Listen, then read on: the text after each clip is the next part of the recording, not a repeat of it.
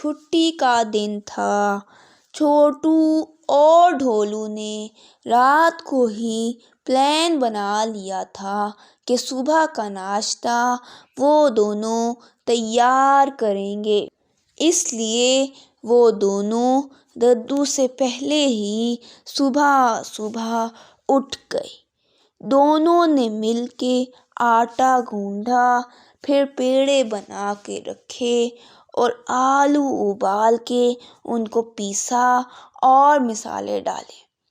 پھر انڈے لے کر ان کو پھینٹا، اس میں نمک مرچ ڈالی اور اس کو دوبارہ سے پھینٹا۔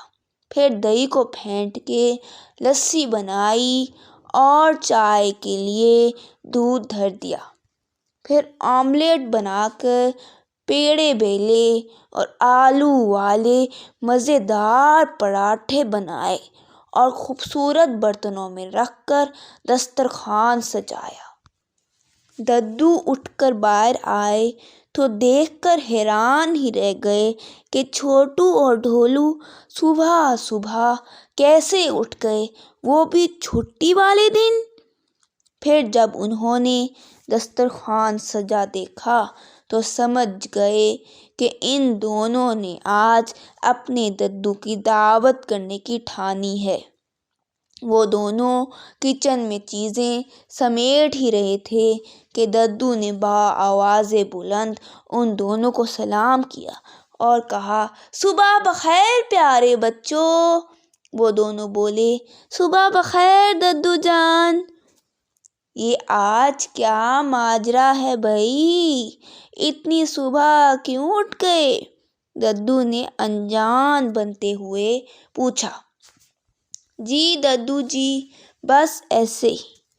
ددو بولے، کتنی مزیدار خوشبو آ رہی ہے پراٹھوں کی، لگتا ہے ساتھ والوں نے بنائے ہیں۔ ارے یہاں تو میز سجا پڑا ہے، یہ کس کا کارنامہ ہے؟ چھوٹو اور ڈھولو دونوں مل کے بولے، ہمارا ددو، ہمارا ددو جی، ہم نے کیا ہے یہ۔ ددو نے ان دونوں کو پیار سے دیکھا اور بولا، اچھا جی، تو آپ دونوں نے آج ددو کی دعوت کی ہے؟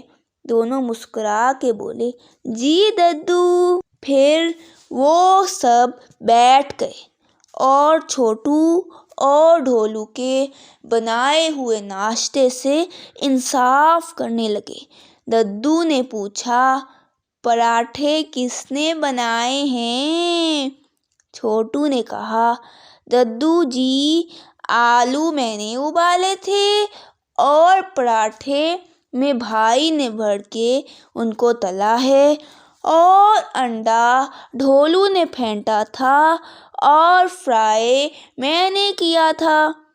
پھر ڈھولو نے کہا، لسی میں نے بنائی ہے اور چھوٹو چائے بنا کے لائے گا۔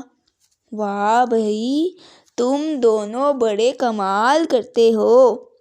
ناشتہ کرنے کے بعد چھوٹو جلدی سے چائے بنا کے لے آیا اور ددو اور ڈھولو کو پیش کی اور اپنا کپ لے کر ان کے پاس بیٹھ گیا۔ ددو نے ان دونوں کی اس کاوش پر ان کو 50 روپے دیے اور بولے کہ میری طرف سے املی اور جلیبی لے کے کھا لینا۔ پھر وہ سب چائے کی چسکیاں بھرنے لگے۔ ددو چائے پیتے ہوئے گھر کا طائرانہ نگاہ سے جائزہ لیتے رہے۔ پھر بولے، میں دیکھ رہا ہوں کہ دیواروں کا پینٹ کافی خراب ہو گیا ہے اور یہ کچھ ٹائلز بھی ٹوٹی پڑی ہیں اور کھڑکی کا شیشہ بھی قابل مرمت ہے۔ سوچ رہا ہوں کہ تم لوگوں کی چھٹیوں میں تم دونوں کے ساتھ مل کے گھر سیٹ کر لیا جائے، کیا خیال ہے؟ ابھی ہے نا ہفتہ چھٹیاں تم لوگوں کی؟ ڈھولو بولا، جی ددو، ابھی پورا ہفتہ چھٹیاں ہیں ہمیں، ہم تو ضرور کریں گے۔ مجھے تو ابھی سے کچھ کرنے کا دل چاہ رہا ہے۔ اچھا ہے ہماری چھٹیاں اچھی گزریں گی۔ چلو ٹھیک ہے، میں راجا کو مل کر آتا ہوں اور آتے ہوئے کچھ سامان لیتا آؤں گا، پھر گھر کی سیٹنگ آج ہی سے شروع کرتے ہیں تم لوگوں کے ساتھ۔ اور ہاں، تم لوگوں کو چھٹیوں کا ہوم ورک بھی تو ملا ہوگا نا، تو وہ بھی تو کرنا ہوگا۔ 3 دن میں یہ کام مکمل کرتے ہیں، پھر اگلے 4 دن آرام سے ہوم ورک کر لینا۔ چھوٹو اور ڈھولو ایک ساتھ بولے، جی ددو، بہت اچھا خیال ہے۔ پھر ددو گھر سے نکل آئے اور راج محل کی طرف گئے۔ راجا سے ملاقات ہوئی تو راجا بولے، کیا بات ہے ددو جی، بہت حشاش بشاش نظر آ رہے ہیں۔ جی راجا جی، آج ناشتہ بہت مزیدار تھا۔ چھوٹو اور ڈھولو کے ہاتھ کا بنا ہوا صبح صبح انہوں نے میری دعوت کر دی۔ واہ بھئی، پھر کیا کھایا آپ نے؟ آلو والے پراٹھے، انڈے، لسی، دہی، چائے، سب کچھ ہی تھا باجا جی۔ واہ بھئی، کیا بات ہے۔ پھر راجا سے ان کی کچھ ضروری امور پہ بات ہوئی اور ددو گھر لوٹ آئے، لیکن ان کے پاس سامان کوئی نہیں تھا۔ چھوٹو اور ڈھولو دیکھ کر حیران ہوئے اور پوچھا، ہم اتنی دیر سے سامان کا انتظار کر رہے ہیں اور آپ سامان نہیں لائے؟ نہیں بچوں، بات دراصل یہ ہے کہ ابھی ہم یہ کام نہیں کر سکتے۔ کیوں؟ کیونکہ مجھے راجا جی نے ایک کام دیا ہے جس کے لیے شہر جانا ہے اور پورا ہفتہ وہیں ٹہلنا ہوگا۔ اوہ، آپ راجا جی کو کہہ دیں کہ اگلے ہفتے کام کے لیے بھیج دیں۔ نہیں نا بیٹے، ایسے نہیں کہتے، بڑوں کا کہا مانتے ہیں۔ لیکن پھر ہمارا پلان تو سارا ہی خراب ہو گیا نا۔ کوئی بات نہیں، اگلی چھٹیوں میں کر لیں گے۔ جہاں اتنے دن گزرے ہیں وہاں کچھ دن اور سہی۔ دونوں نے بجھے دل سے اچھا کہا اور ددو کو بھیجنے کی تیاری کرنے لگے۔ ان کے کپڑے بیگ میں ڈالے اور ضروری چیزیں بھی رکھی۔ پھر ددو روانہ ہو گئے۔ ان کے جانے کے بعد وہ دونوں بور سے گھر میں پھرنے لگے تو ایک دم ڈھولو بولا، کیا ہوا جو ددو نہیں ہے؟ ہم دونوں خود بھی تو کر سکتے ہیں۔ اور اگر کام خراب ہو گیا تو؟ نہیں ہوگا خراب، مزہ آئے گا، ایڈونچر رہے گا، ددو بھی خوش ہو جائیں گے۔ اچھا چلو ٹھیک ہے، کرتے ہیں۔ پھر وہ دونوں مل کے بازار گئے۔ ددو جاتے ہوئے انہیں تھوڑے سے پیسے اور دے گئے تھے اور انہوں نے تھوڑی سی اپنی سیونگز استعمال کر لی تھی۔ بازار سے ان دونوں نے پلسٹر کرنے کے لیے سیمنٹ اور پینٹ کرنے کے لیے پیارے سے رنگ کے پینٹ لیے اور ٹوٹی ہوئی کھڑکی کے لیے شیشہ لیا اور ڈھیر ساری ٹائلز خریدی، تھوڑی سی اینٹیں بھی لے لیں۔ پھر وہ دونوں گھر جانے لگے۔ راستے میں ان کو ببن چچا نظر آ گئے۔ ان کو دیکھ کر پوچھنے لگے، یہ سامان کہاں لے جا رہے ہو؟ گھر لے جا رہے ہیں۔ کیوں بھائی؟ وہ ہم گھر کو صحیح سے سیٹ کر رہے ہیں نا۔ اچھا، واہ، ددو کہاں ہیں؟ ددو جی تو شہر گئے ہیں راجا کے کام کے لیے۔ ہیں؟ تو پھر آپ کیسے کرو گے یہ سب؟ ہم کوشش کریں گے، ہو ہی جائے گا۔ آپ ہماری مدد کر دیجیے گا نا؟ ہاں ہاں، کیوں نہیں، جب بھی ضرورت ہو مجھے بلا لینا، میں آ جاؤں گا۔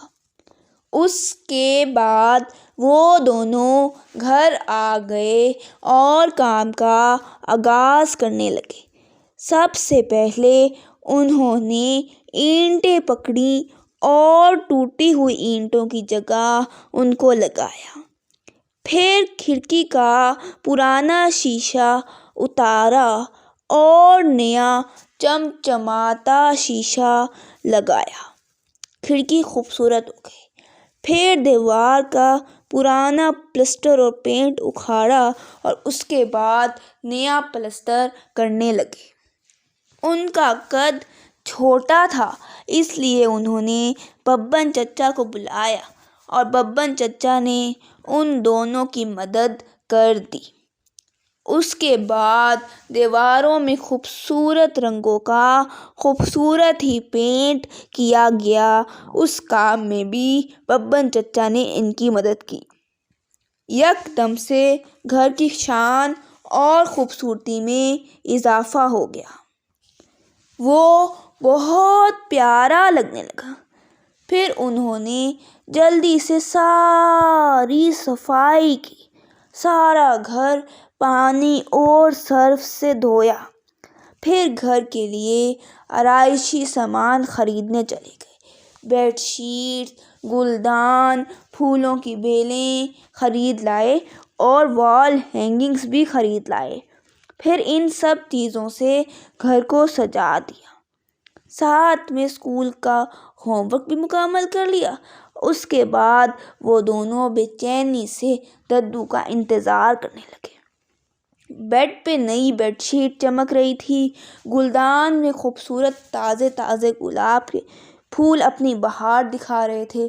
پھولوں کی بیلیں لٹکی ہوئی بہت خوبصورت لگ رہی تھی اور خوبصورت سینری والی وال ہینگنگ نے تو کمرے کی شان میں اضافہ کر دیا تھا۔ مشکلوں سے ہفتہ گزرا اور پھر آخر کار ددو کے آنے کے دن آ ہی گئے۔ وہ دونوں بے چینی سے شام ہونے کا انتظار کرنے لگے۔ آخر اللہ اللہ کر کے شام ہوئی اور پھر ددو تشریف لے آئے۔ وہ دونوں ددو کو لینے سرحد کے گیٹ کے پاس گئے۔ وہاں سے ددو نے اندر آتے ساتھ ہی ان کو گلے سے لگا لیا، ان کو خوب پیار کیا۔ پھر ددو سیدھا راجہ صاحب کے پاس گئے، ان کو کام کی تفصیلات سے آگاہ کیا۔ اب جب وہ راج محل سے نکلے تو ببن کہنے لگا، ددو جی، آپ کے لیے ایک سرپرائز ہے، اس لیے ہم نے آپ کی آنکھوں پہ پٹی باندھنی ہے۔ پھر ان سب نے ایسے ہی کیا۔ ددو کی آنکھوں پہ کالے رنگ کے کپڑے کی پٹی باندھ دی گئی۔ پھر وہ دونوں ددو کو ہاتھ پکڑ کر گھر لے آئے۔ ببن نے دروازہ کھولا تو ددو کو اندر کرسی پہ بٹھایا گیا اور پھر ان کی پٹی اتاری۔ انہوں نے گھر کو دیکھا تو حیران رہ گئے۔ پھر انہوں نے چھوٹو اور ڈھولو کو دیکھا تو مسکرا دیے اور کہا، واہ بھئی، یہ ہفتہ تو میرے لیے سرپرائز ویک تھا۔ سب ہنس پڑے۔ پھر ددو نے اٹھ کے گھر کی دیواروں کو اور نئی ٹائلوں کو دیکھا، ٹوٹا ہوا شیشہ بھی جو چمک رہا تھا، اور بہت خوش ہوئے۔ خوبصورت بیڈ شیٹ کی تعریف کی، گلدان سے پھول نکال کے سونگھا اور پھر اپنے دونوں بچوں کی بہت تعریف کی اور ان کو سینے سے لگایا اور ان کو انعام میں املی دی اور جو شہر سے وہ کھلونے لائے تھے وہ بھی ان کو دے دیے۔ تھوڑی دیر بعد داروغہ بھی ان کے گھر داخل ہوا اور گھر کی بدلی ہوئی خوبصورت حالت دیکھ کے خوش ہو گیا اور چھوٹو اور ڈھولو کی طرف اشارہ کر کے کہنے لگا، آج سے تیرا گھر میرا ہو گیا۔ ڈھولو اس کی بات سن کے بولا خبردار، اور پھر سب ہنسنے لگے۔